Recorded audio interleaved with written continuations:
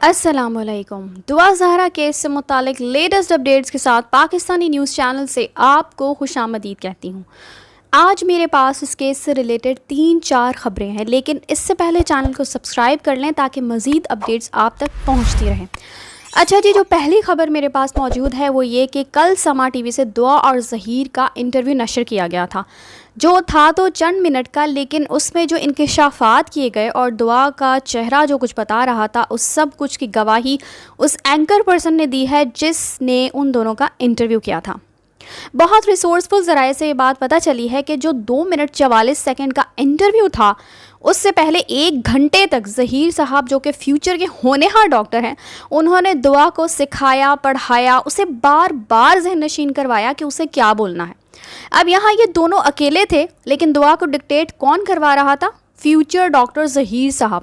مطلب جو لڑکا اپنے انٹرویوز میں کم گو اور بیچارہ بننے کا ڈھونگ رچاتا رہا، وہ اس انٹرویو میں ذرا ملاحظہ کیجئے کتنے کول مائنڈڈ بن کے بیٹھا ہوا ہے، اور دعا کے منہ میں الفاظ ڈالنے والا بھی یہی تھا اس انٹرویو سے پہلے.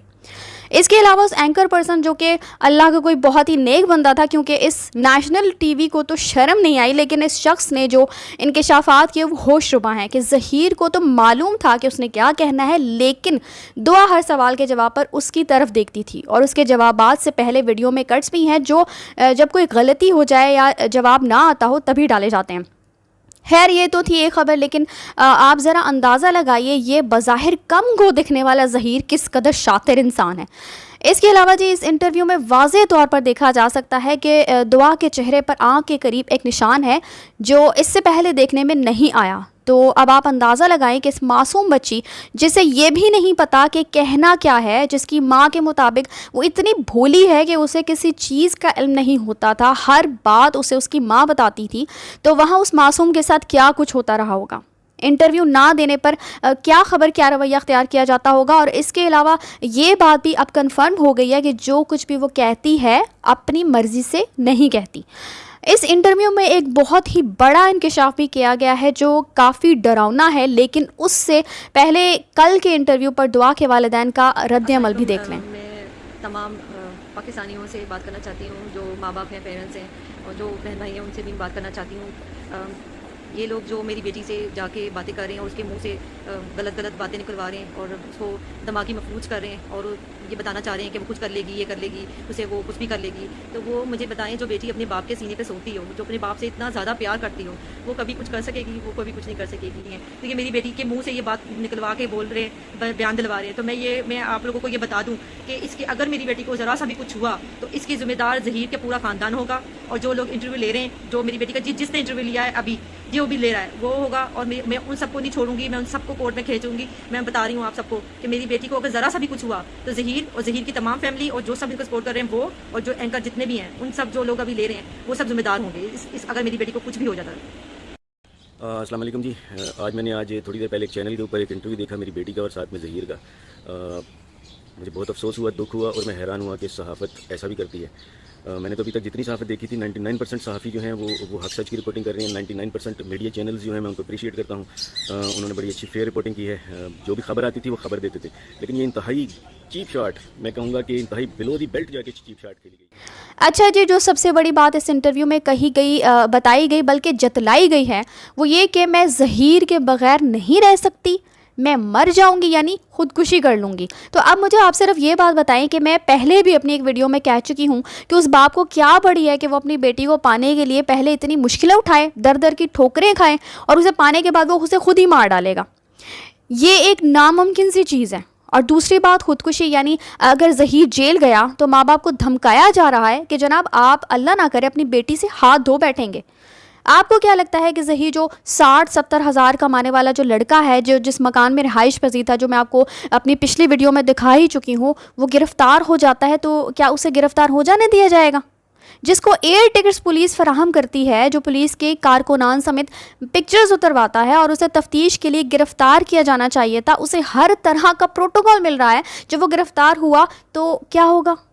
آپ کی بچی نہیں بچے گی، یہ کہلوانے کی، بتانے کی، جتلانے کی کوشش کی جا رہی ہے. اور اسی سے ریلیٹڈ خبر بھی آپ کو دیتی چلوں کہ ظہیر نے اپنی قبل از گرفتاری ضمانت بھی کروا لی ہے، جو کہ صرف 14 جولائی تک جاری کی گئی ہے. اور ظہیر کے موبائل کا CDR یعنی اس کے فون کا 15 سے 18 اپریل تک کا سارا ڈیٹا بھی نکلوانے کا آرڈر جاری کیا گیا ہے، جو کہ 21 جولائی تک عید کی چھٹیوں وغیرہ کی وجہ سے سماعت ملتوی کی گئی ہے. تو سمجھیں کہ اب آیا ہوں پہاڑ کے نیچے. اسی لیے یہ دعا کے منہ سے ایسی باتیں سننے کو مل رہی ہیں. اور اگر آج سما TV نے بلایا ہے تو اس کا مطلب ہے کہ کل کو وہ مارننگ شوز میں بھی آ رہی ہوگی، اور جبکہ یہ بتایا بھی جا رہا ہے کہ اس کے مزید انٹرویوز بھی آئیں گے.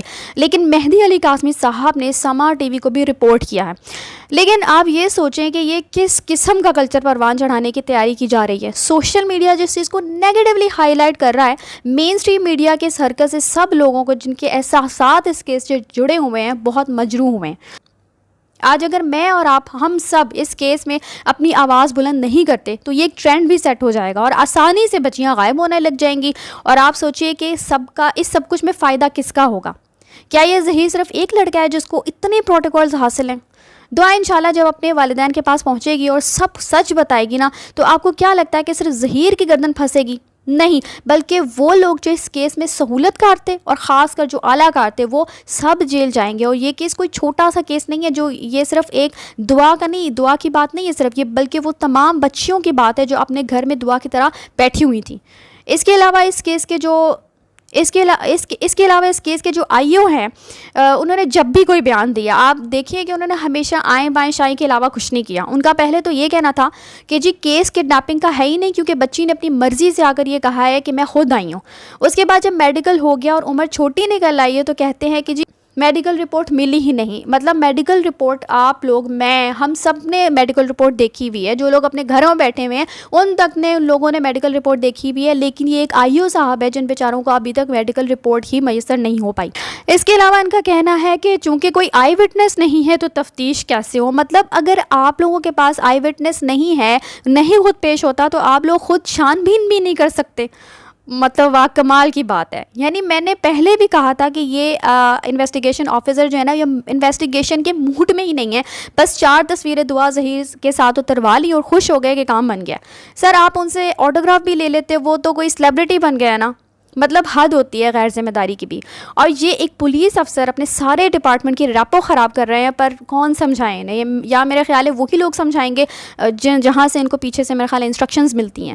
خیر جو ابھی کی نیوز ہے وہ یہ ہے کہ نکاح خواہ جس نے نکاح پڑھایا تھا اور گواہ جو ابھی تک اریسٹڈ ہیں، ان کی ضمانت بھی نامنظور ہو چکی ہے. اور اب اصل میں ان کو آگے چونکہ اپنی شامت نظر آ رہی ہے، اس لیے ظہیر کی ضمانت کروائی گئی ہے اور ان بٹوین انٹرویوز دیے جا رہے ہیں تاکہ دعا کے والدین مزید پریشان ہوں اور صلح کر لیں.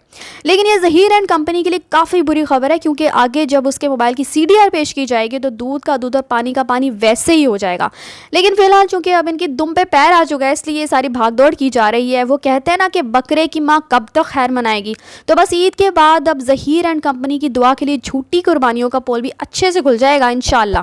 اسی کے ساتھ مجھے دیجیے اجازت. نیکسٹ اپڈیٹ سے پہلے چینل کو سبسکرائب کرنا مت بھولیے گا. اللہ حافظ.